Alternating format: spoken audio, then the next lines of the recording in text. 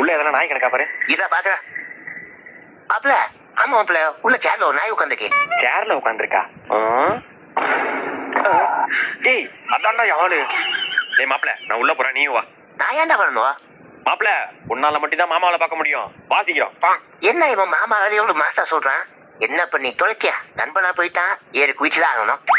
ஏய் ஏய் ஏய் சி ஏய் ஏய் சி இங்க பாரு.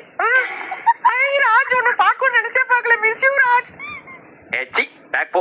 மண்டையில மாடனா பெயின் போகுது. மாமா தல்ல ஏத்து விட்றாத. சேசா அழுவாத. கொப்பன் லவ் மேட்டர் சொல்லிட்டியா? லவ் பண்றேன்னு சொல்லிட்டேன்டா. நீ தானே சொல்லல. சொல்லியாடனோ? சரி, நாளைக்கு நான் பொண்ணு கேட்க வரேன். ஏய் என்ன சத்தா?